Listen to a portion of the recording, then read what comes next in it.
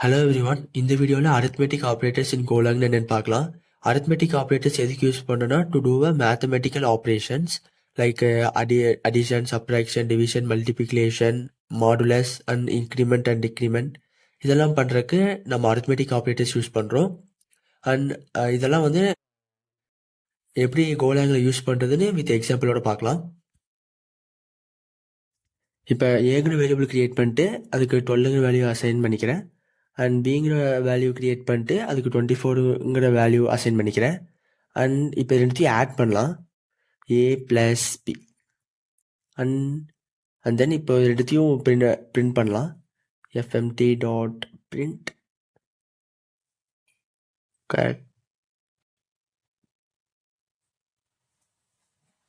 Paste.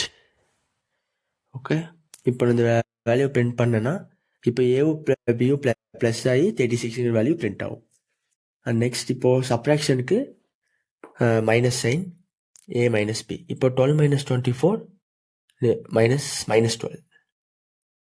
Answer correct. Next மல்டிப்ளிகேஷனுக்கு star use பண்ணுவோம். Star a star b. இப்போ ரெண்டுத்தையும் மல்டிப்ளை பண்ணால் 288. I think correct. And then இப்போ டிவிஷனுக்கு front slash a divide by b பண்ணுறேன். அண்ட் ஆன்சர் 0ல் வருது. ஏன்னா இப்போ ஷார்ட் அண்ட் ப்ராப்பர்ட்டி மூலமாக நம்ம இந்த வேல்யூ அசைன் பண்ணியிருக்கோம் இல்லையா, அதனால ஃபஸ்ட்டு இந்த வேல்யூ நம்ம இப்போ ஷார்ட் அண்ட் ப்ராப்பர்ட்டி மூலமாக ஃபஸ்ட்டு எந்த வேல்யூவை அசைன் பண்ணுறோமோ இப்போ அந்த டேட்டா டைப் தான் இந்த வேரியபிளில் மென்ஷன் ஆகிருக்கும். இப்போது காட்டுறேன். இப்போ அதை இப்போ நேராக போய் கர்சரில் வைக்கும்போது இப்போ வேர் பி இன்ட்டுங்க, இப்போ பேக் எண்டில் வந்து அது அதாவது பேக்ரவுண்டில் வந்து வேர் பி இன்ட்டுன்னு தான் அந்த வேரியபிள் ஸ்டோர் ஆகிருக்கும்.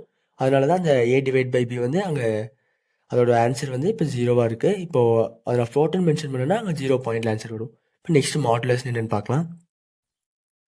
இப்போ மாடுலஸ் 12. மாடுலஸ்னால் இப்போ டிவிஷனில் வர ரிமைண்டரை உங்களுக்கு வேணுங்கிற போது நீங்கள் மாடுலஸ் யூஸ் பண்ணணும். இப்போது உள்ள 24 டிவைட் பை 12 பண்ணும்போது ரிமைண்டர் 12, ஐ மீன் 12 ஒன்ஸ் 24, ஐ மீன் 24 மைனஸ் 12 வந்து அதோட ரிமைண்டர் 12. ஸோ அந்த ரிமைண்டரை பிரிண்ட் பண்ணுறது தான் modulus. Okay, and next video